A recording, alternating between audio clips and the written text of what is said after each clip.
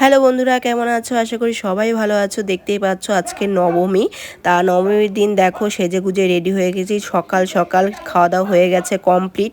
আর এই দেখো আমরা যাচ্ছি আমার বাপের বাড়ি। ওখান থেকে যাব অনেক ঠাকুর দেখব, ফুলিয়া ঠাকুর দেখব এবং তাহিরপুরও ঠাকুর দেখব। সেটাই দেখার জন্য আমরা বাপের বাড়ি যাচ্ছি।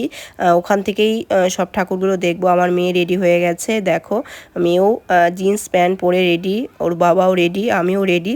তা চলো তোমাদেরকে একটু ঘুরে দেখাই, যাওয়ার পথে দৃশ্যগুলো দেখাবো, অবশ্যই ভালো লাগবে।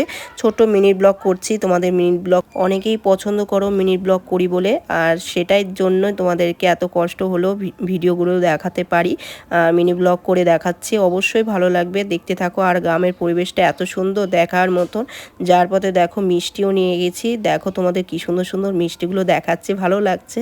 এ দেখো চলেও এসছি, তারপর আবার যাব ঘুরতে। এখানে ভিডিওটা শেষ করব, বা এটা